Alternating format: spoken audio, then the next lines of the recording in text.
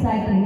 तो आप सबका अटेंशन चाहूँगी यहाँ स्टेज पे, मंच पे, और रिक्वेस्ट करूँगी प्रमोद जी को,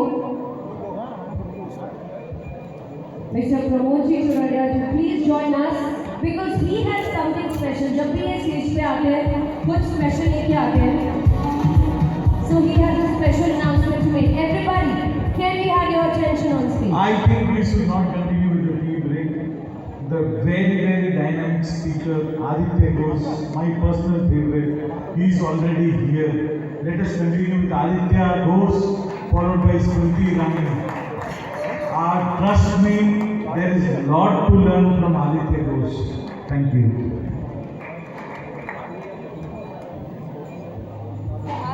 Aditya Ghosh. Listen. Give me that show flow paper. I don't have show flow. वहीं था ना.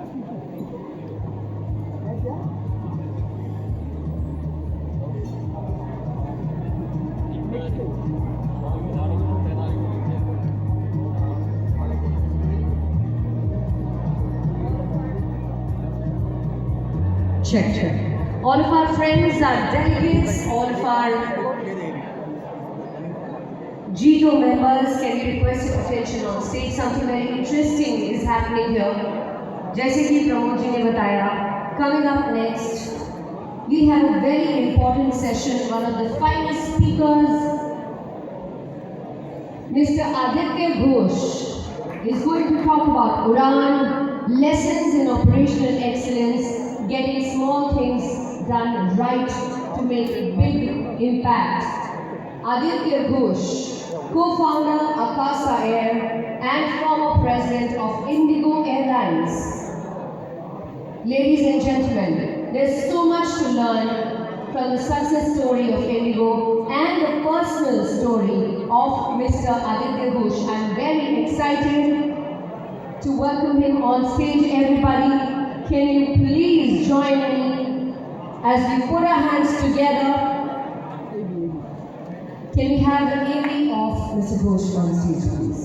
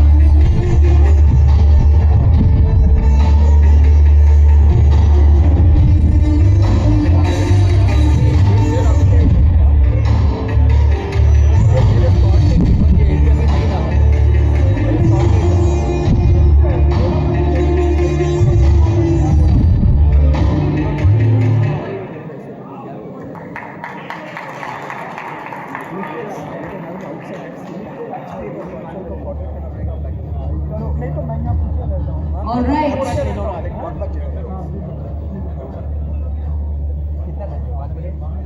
Before we get Mr. Aditya Ghosh in, can we request everybody at the back to please settle down, bed jai, and all of our delegates, our friends of Cheeto outside the hall to please come inside and take your seats.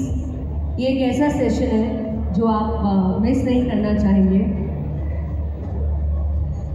Mr. Aditya Ghosh is going to talk about obviously the success story of Indigo. Obviously he's going to talk about Oyo, but most importantly he's going to talk about his personal lessons that he's learned over the years. तो ऐसे impactful speaker को stage पर बुलाते हुए हमें बहुत प्रसन्नता है. We are delighted to welcome on stage, ladies and gentlemen, we are very excited as we bring you none other than Mr. Aditya Ghosh. Put your hands together.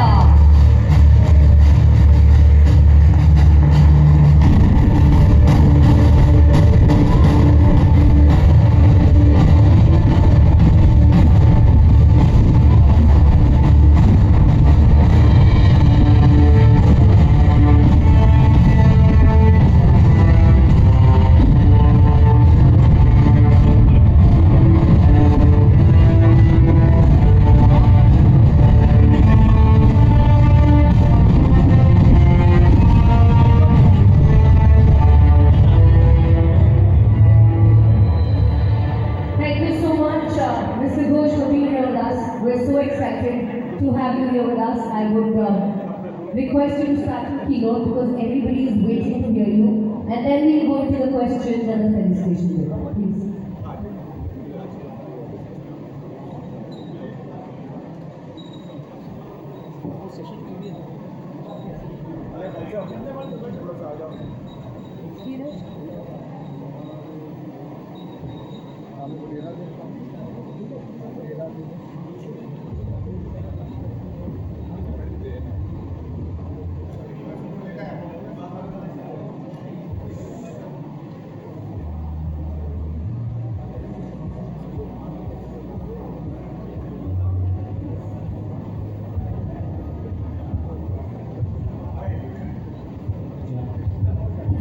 I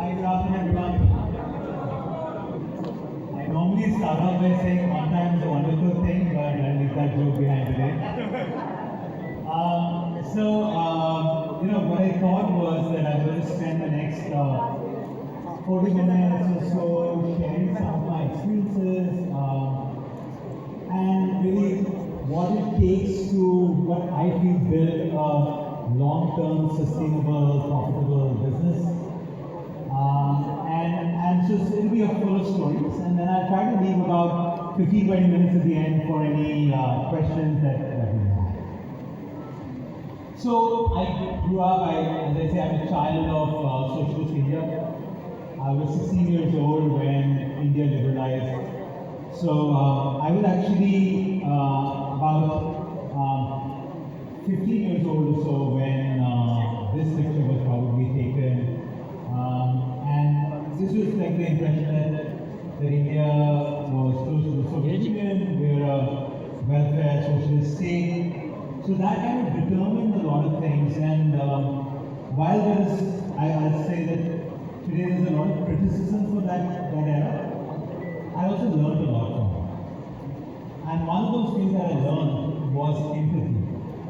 And trying to keep the last person in the room in mind when you're taking decisions. And that is something that you will see repeatedly as a theme when I talk. Now, I actually had a sort of an unusual flight path. I've never been to business school. I have not studied commerce. I've never done accounting in my life. I actually did science in class 11 and 12. I did history in my undergrad. I then became a lawyer. I was a corporate lawyer when I got involved in starting India. So I've had a very unusual flight path. And not just that, while I was part of the founding team at Indigo, the time that I took on the role as president, we used to call it, of Indigo, just under 33 years old, never run a business in my life before. But more importantly, I also had crazy circumstances in which I took on that role. The world had just entered the deepest financial crisis since 2008. Lehman Brothers had just collapsed. Fuel had touched $146 a barrel, the highest that fuel prices had ever reached in the last 150 years. We were the smallest airline in the country. Our largest competitor was the government of India and Air India and Indian Airlines. And we had never made money. That is the circumstance in which I came in. Secondly, fuel is about a 50%, 45 to 50% of an airline's operating cost. So imagine that you're making a building, और building में जो आधा cost है वो आप सुबह उठे आपने न्यूज़पेपर खोला और वो 3 गुना बढ़ गया. That is exactly what happened to us. We literally opened the newspaper and we saw that fuel had shot up from $50 to $60 to $146. And in those days, when I took on that role, Indigo had $9 million of cash left in its books. It's in those circumstances that I took on it. So like every good drama, every good movie, it starts off from that crisis. And if you ever met a lawyer, lawyers love crisis. वो पहले crisis create करते हैं फिर उसके बाद आपको solution मिलता है. So when I stepped back, and I don't think I knew it at that time so much, but when I look back and when I talk to entrepreneurs and leaders and team leaders, the first question that I encourage that we ask ourselves is, what is our one big objective? I asked myself the same question in August of 2008, the 1st of August 2008 when I took on the CEO role. And the way I answered it, or we answered it for ourselves, is not that it has to become the world's fastest growing airline, or the largest airline, or the most profitable airline, all of which it did, by the way. But whether it was 2008 of Indigo, or whether it is 2020 in the middle of the pandemic when Vinay and I decided, with the support of Mr. Rakesh Mujibala, it was his death anniversary yesterday, started ASA. The way we answered it was to say, we are in this journey to prove that low cost has nothing to do with low quality. You can be ferociously cost conscious and yet build an operationally excellent business. So the next 35 minutes will be in that way. This is the first time that I got claps on that line. It has to be a gem.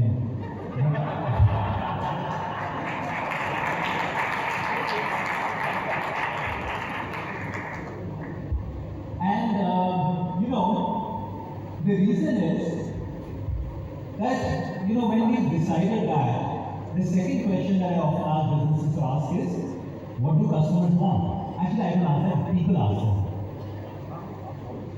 Take my word for it, it is the most dumb question to ask. Why?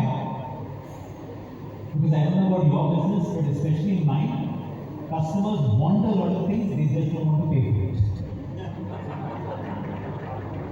So, really, if you think about the airline business, right, all of you from the airline, आप सोचिए कि when was the last time that you were about to book a ticket?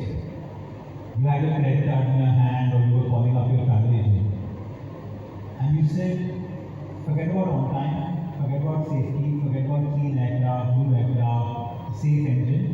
And this is that airline which serves chocolate mousse on board, I'm going to fly that. Yeah, Jana Gupta is coming and the clouds are coming through and Deepika Padukone is giving you a blanket and you're like, मैं आपको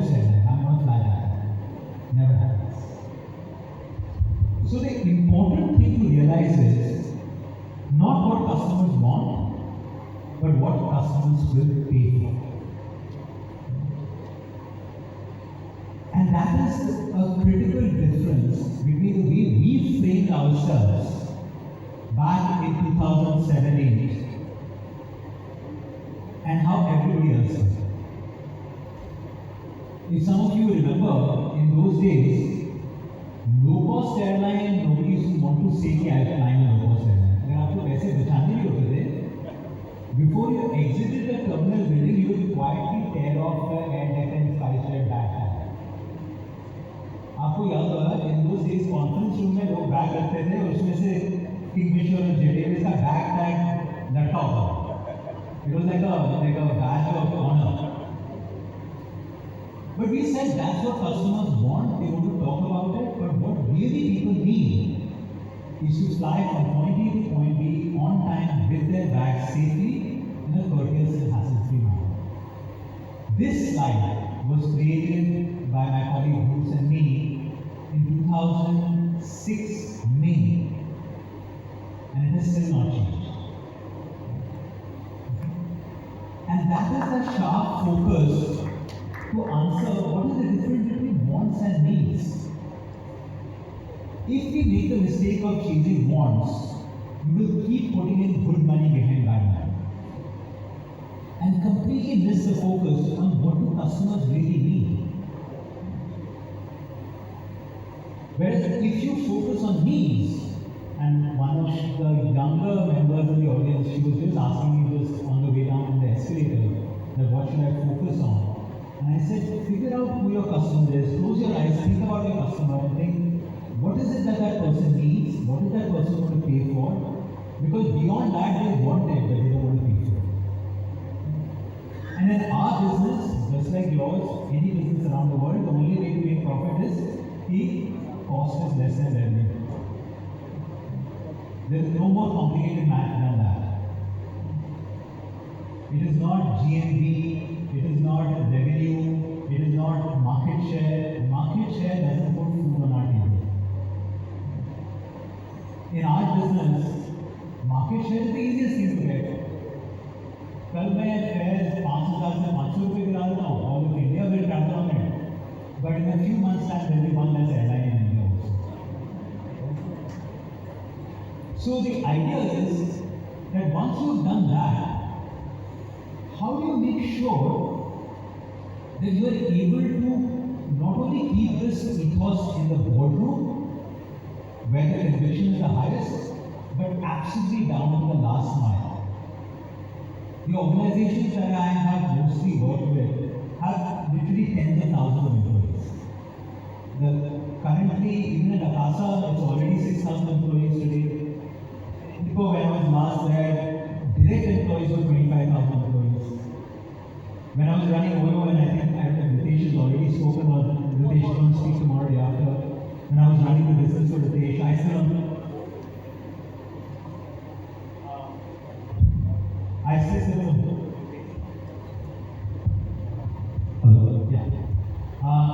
but even in Oyo, for example, between our direct and indirect employees, we had almost 80,000 people that we were working with. I think the key to that success is to make sure that the internal and external brand values are almost identical. Let me try to explain this with a few examples. How many of you have ever thought?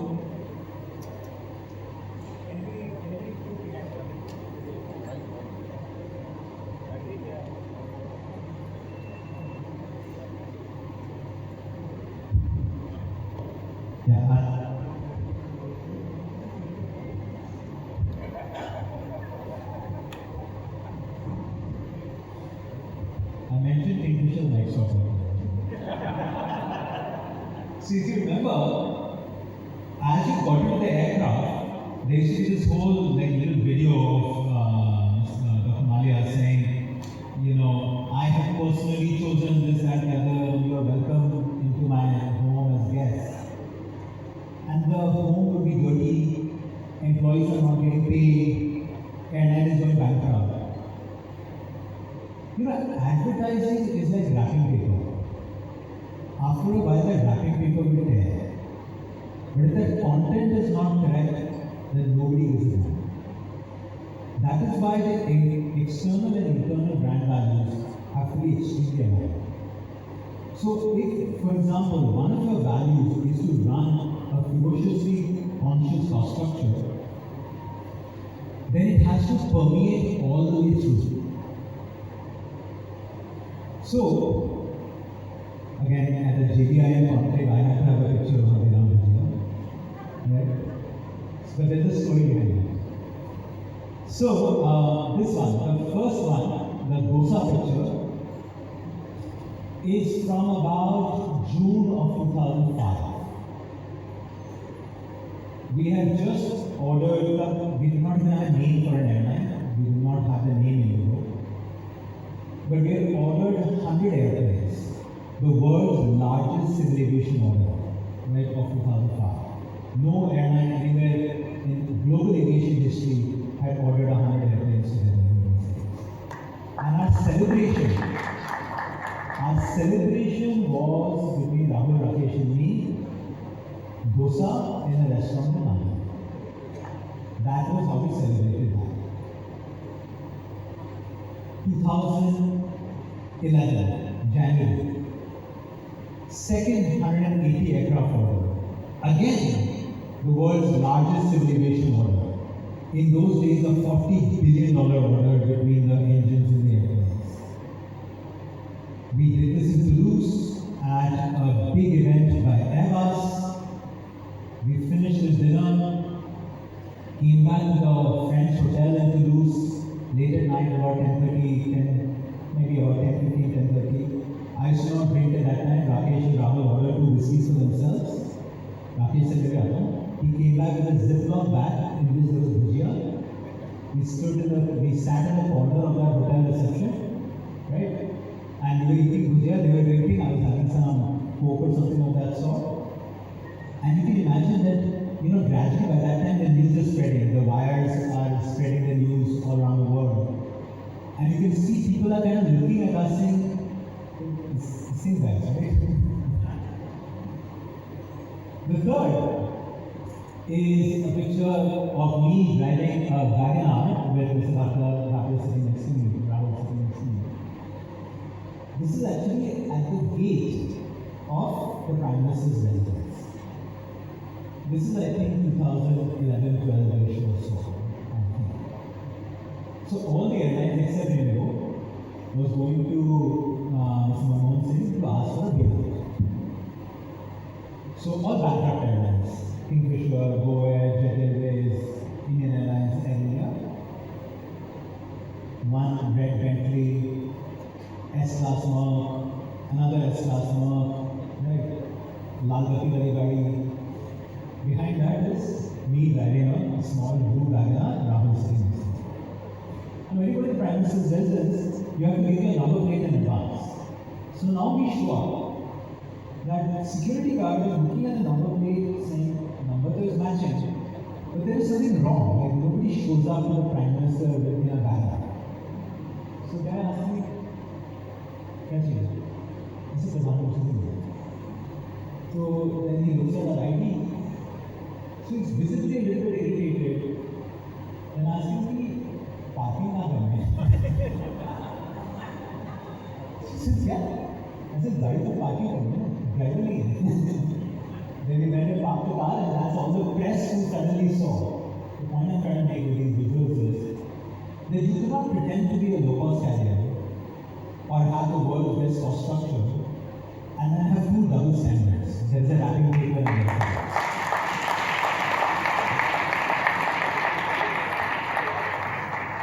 In Akasa, for example, many years later, these are pictures from about 2022.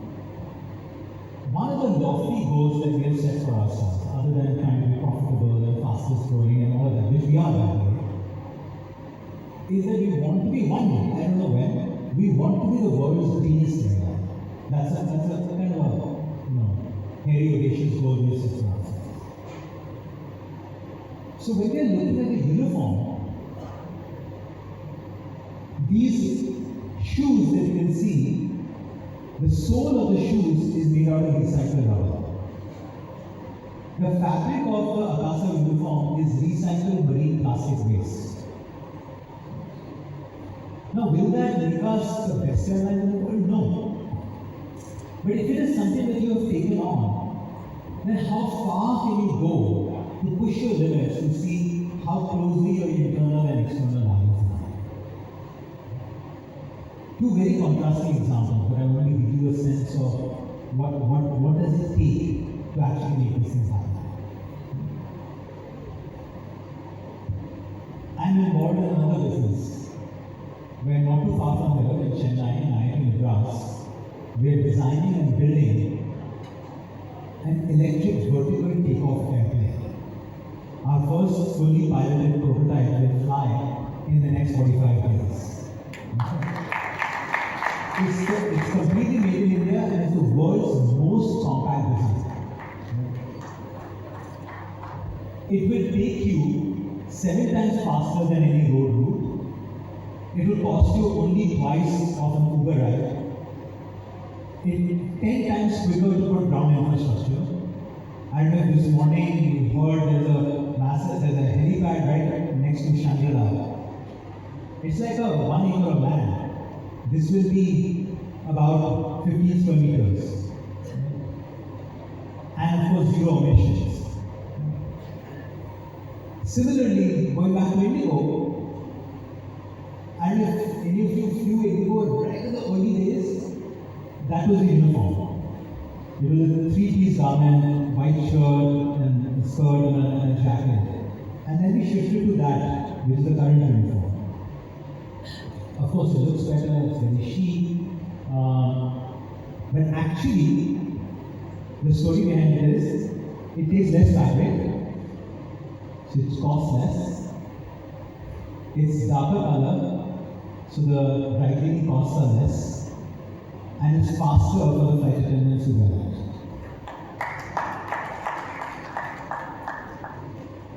Similarly, at Akasa, we got 8 values, and every day we try to see how do we take these Akasa values and find real places where we can actually express it. Right? Because otherwise, some employee will say, yeah, all this is good in some part-time presentation, but I don't see it in reality. If you, I don't know, I mean, Akasa is just growing, so maybe if you've not flown, but if you do, you'll see all of our packaging is in this sort of brown packaging material with black ink. Because again, black ink is the only sustainable ink that is available commercially. Similarly, we don't use plastic and so on and so forth. Similarly, when we are looking at our own internal office space, right? How many of you had, when you were going to school or college, how many of you had white tables? I had brown tables. How many of you had brown tables?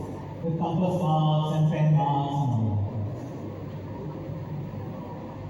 When we set up our learning center at Indigo and now at Akasa, I purposely put white tables. Why? Because it is a deep reminder to our crew that if after thousands of people coming in, going out every day, with pens and pencils and marks and everything, we can keep our tables white, then we can keep our aircraft clean. I'll tell you another story. I once walked into our airport office in Pune, this is many years ago, and I saw there was a door on the cabin of the airport manager. So it was very irritating. So I told them to take the door out. Because you cannot have an open door policy with a shut physical door. But what I did was, I told them not to fill up the holes where the screws were. As a reminder that once we made a mistake of putting a door. So in everything there is a storytelling, there is an expression. And if you kind of start seeing this in a continuous manner, you will start seeing it pervading all through your business.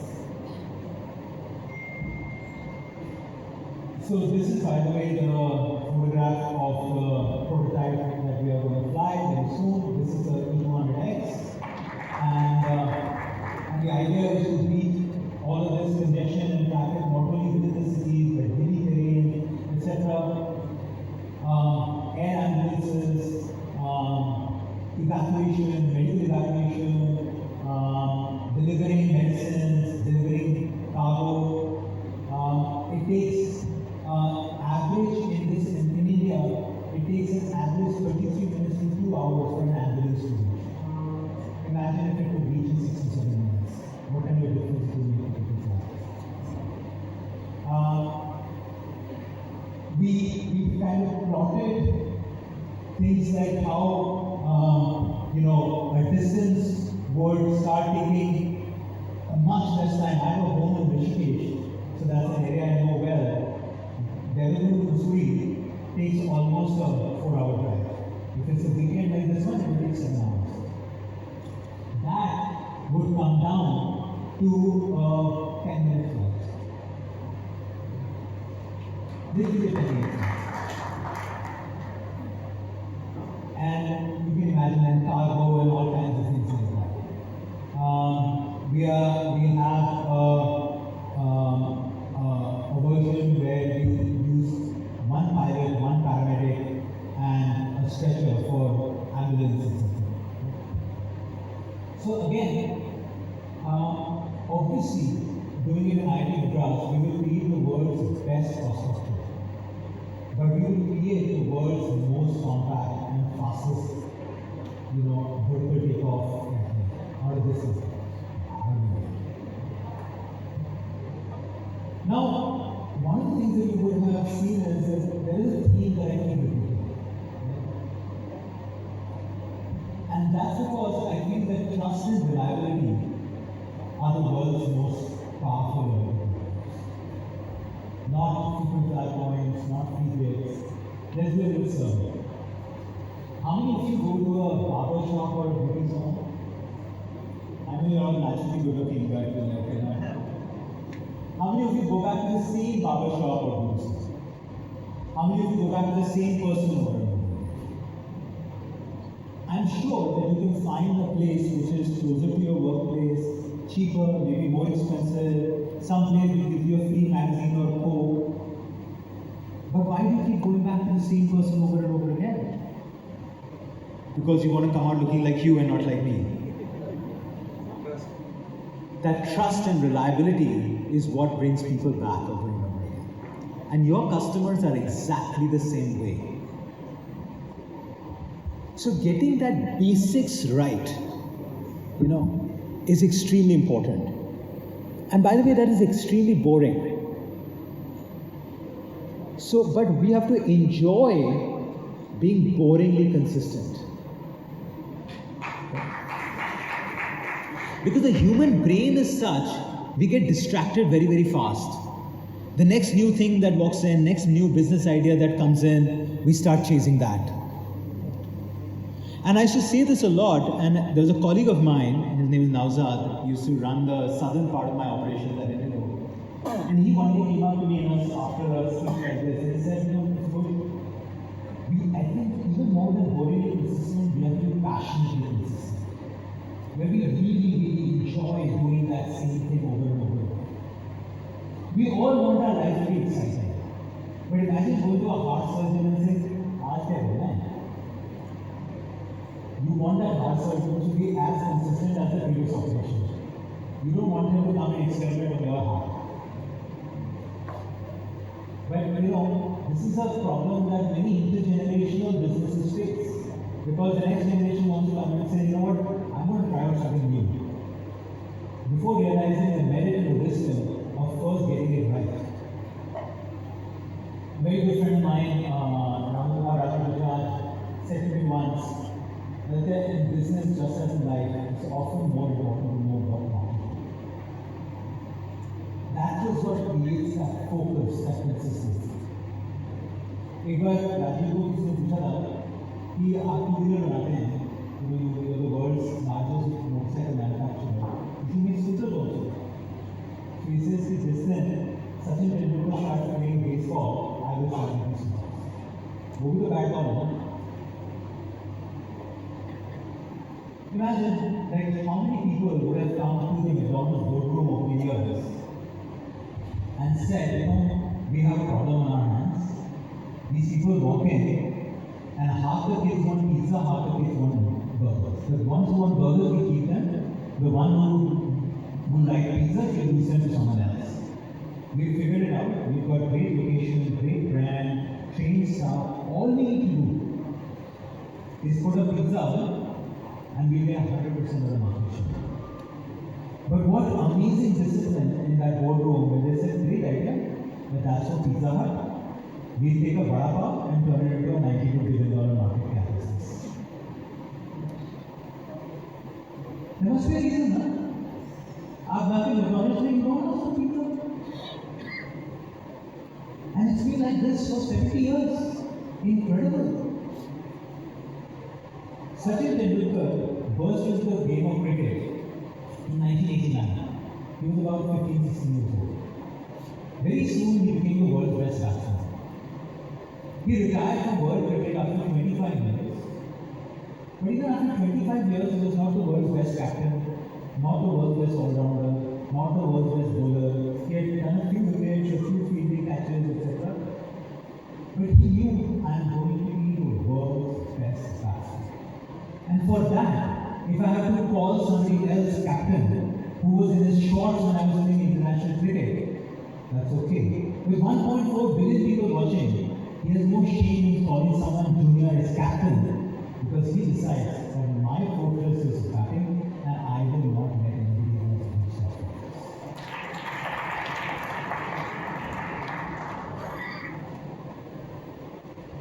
But you know, we have a strange problem as business leaders. The world has two graveyards next to it. One is a graveyard of people who did not change, and one is a graveyard of people who got distracted. Our job is to walk that thin line because that's what makes businesses sustain for a long period of time. So how do you do that? My cheat code on that is that you change your business just in time and just enough for your customer. आप ज़्यादा change कर जाएंगे वो पैसे नहीं देंगे आपको. आप नहीं चेंज करेंगे, स्टैगनेंट हो जाएंगे तो वो आपको छोड़ के किसी और के पास चले जाएंगे. That understanding what the customer needs and following that and making sure you change just enough so that the customer is willing to pay for it also is what's going to keep businesses alive. Kodak did not go out of business because they did not know how to make digital SLRs. Kodak went out of business because they thought, they misread that every person wants to become the world's greatest photographer. They forgot people only want to capture a memory. The day they lost touch with what the customer needs, they went into this printing business and all of that kind of stuff. Nokia did not go out of business because they did not know how to do the touch phone. They had some of the earliest patents on the touch screen. They forgot that what's going to make mobility even more prevalent is the ease of use. So, in all of this, businesses that are successful over a period of time is where the heart and mind is aligned. And the way the heart and the mind are aligned is by making sure that the culture that we pervade all through the organization is a reflection of those internal and external parameters. I always feel the greatest example of work ethic is a security guard. All of us, including me, works harder when I have a promotion coming up, or there is some financial benefit coming up, or if not anything else, I become famous, people will know my name. Every office has a security guard where there is no big promotion coming up.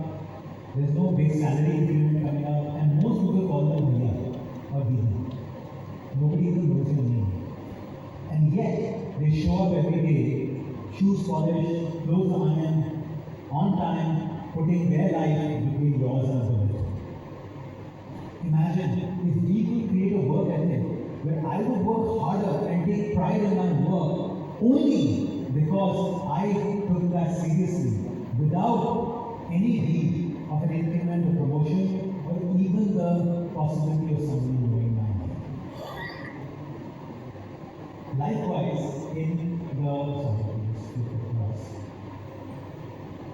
when I go to an airplane, to an airport, and I see an aircraft, the first thing that comes to my mind is that here is a $100 million aircraft, full of revenue paying passengers, full of, armed with courteous flight attendants, experienced cockpit crew, engine is cooled up, ATC is given clearance. But if that marshaller does not come and give you signals, as the CEO of an airline, you cannot move an airplane one inch. It's a deep reminder that everyone is an equal here, we just have different roles to play.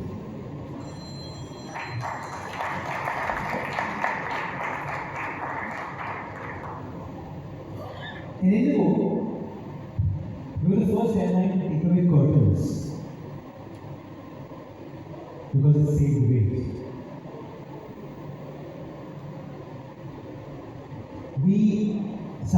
One day I was in flying and there was a flight attendant. I went to the galley to say hi to all of them, and the flight attendant said to me, "Sir, have you ever seen our toolbox?" I said, "No, I don't think so. Why?" She says, "Sir, it's a metal toolbox with the toolbox is so big and the tools are so small. Why can't we make the toolbox smaller? We'll save so big." Because weight saving is less fuel burn means lower cost of operations. Then she says, "So sir, why do we have a metal toolbox? Why can't we have it in fabric?" Yes. Went back to the engineering team, they researched on it, we came up with a fire retardant, fabric, and so on and so forth. And that saved almost 10 tons of weight through the year. And that's an idea that came from a flight attendant on a flight. So strategy, cost optimization cannot be some job of cost accountant sitting somewhere. It has to be something that is a part of our day-to-day culture. आपको याद होगा, right in the beginning, we used to sell these cashew nuts in a little pouch. We used to sell it for 20 rupees. And we used to sell those 5 cookies for 20 rupees also. Right? So they were pretty expensive cookies, right? So about 5 rupees a cookie, 4 rupees a cookie. So somewhere along the way after I became CEO, we put those nuts into a metal case. We took the cookies and put this into that cookie tin. That cookie tin cost us 4.5 rupees to make.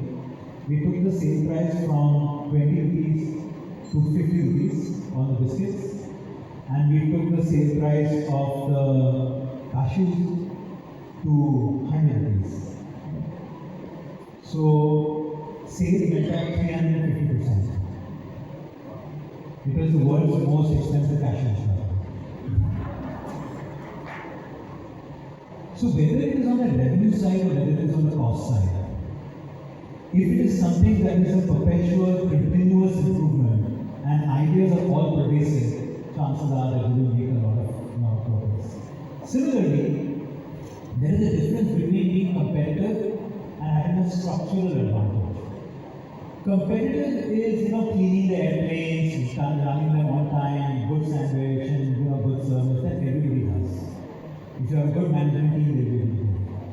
Structural advantage is when you step out of the rat race and become a cat. So you invest in the long term so that the other guy cannot catch up. So for example, ordering 226 airplanes in Akasa in one shot, having the world's most fuel-efficient engines in one shot for the next 10 years are structural advantages. You can keep running your airplanes as on time as me, but every time you're going to fly the airplane, I'm going to have a cheaper cost structure. So in business, businesses, it's important to one, have that competitive advantage, but also look for the structural advantages which will make you so far ahead that it is difficult for the other guy to catch up. That culture of the organization is nothing but a set of acceptable behaviors. Your culture will be different from mine, but if it is something that we do every day, chances are people will copy. Because we come from monkeys, we ate well, we look at somebody else and we start doing the same thing. And that's how you build cultures across large organizations where many people are involved. So while doing all of this, what are our biggest risks? Over the last 20 years, my firm understanding, finding is the two biggest risks that we face is complacency and arrogance. It's not dollar, it's not fuel price, it's not Indian economy or Trump's tariffs, it's complacency and arrogance. And there is nothing called failure. It is just a journey where we start off, we figure out this is not working, and if you look at that as a journey, you go back and try it again, and you come up with a different answer. Failure is never a friend. People often say failure is my best friend. I hate failure, not my friend, but unfortunately a constant travel companion. And we have to kind of learn from that and say, how could I have done this differently? I hate the word hustle. Hustle bada chala hua hai, I'm really in the hustle. He's a great hustler. Hustle is like, easily chori karna. Agility I'm a big fan of. Tendulkar came, battled for 25 years, different teams, different stadiums, different conditions. But he changed the game. He didn't say, yaar, aaj na cricket mein hona chalo hustle karke hockey khel lete hain. That is hustle.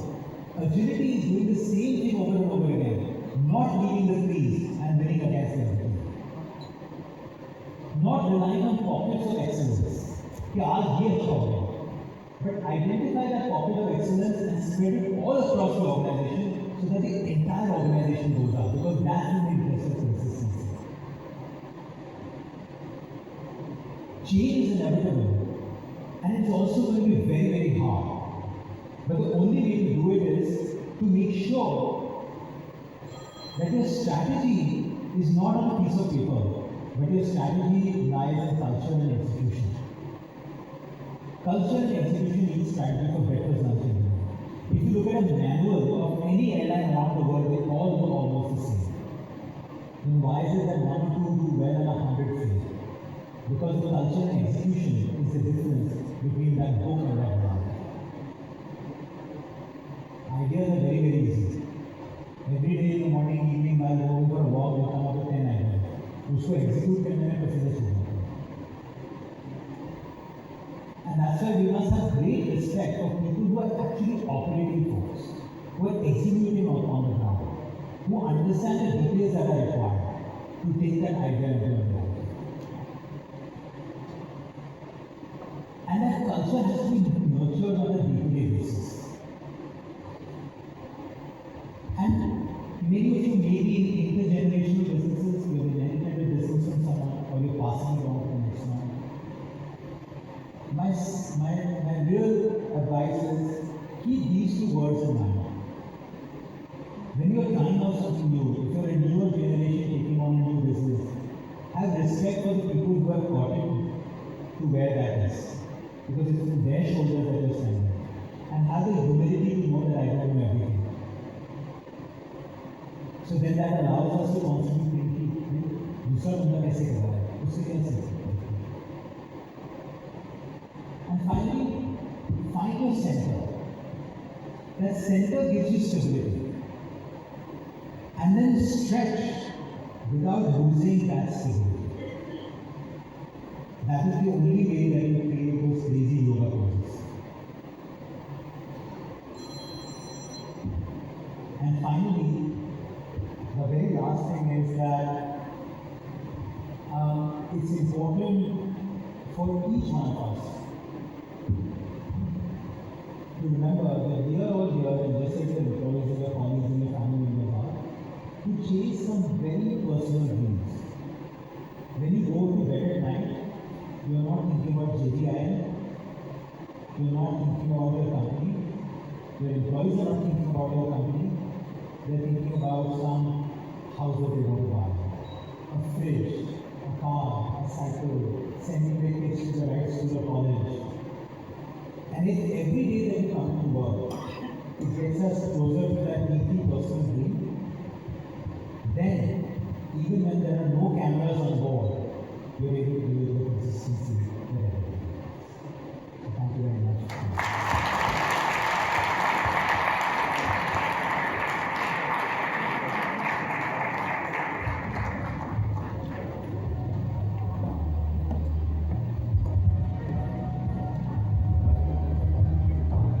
As we saw, sir, there was a pin drop silence, and I could see that all eyes were on stage, and I was personally taking notes. If you all enjoyed, learned, and like me, your mind opened up to so many ideas and so much of knowledge and lessons, can we give a big round of applause to Mr.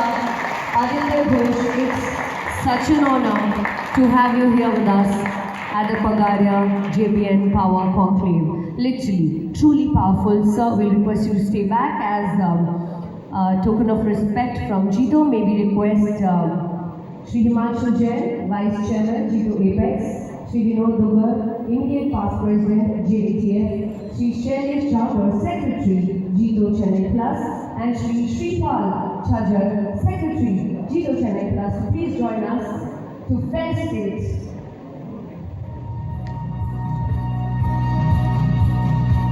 और जब तक ये felicitation चल रहा है, मुझे पता है आप सबके माइंड में क्वेश्चंस होंगे, कुछ बात करना चाहोगे, कुछ पूछना चाहोगे, तो मैं चाहूँगी हमारी टीम माइक्रोफोन तब तक सर्कुलेट कर देंगे and you can keep your questions ready. I come to you and you can ask all of our Jito leaders. You can ask from Mr. Aditya Ghosh, whatever you want to. Yes, sir, I come.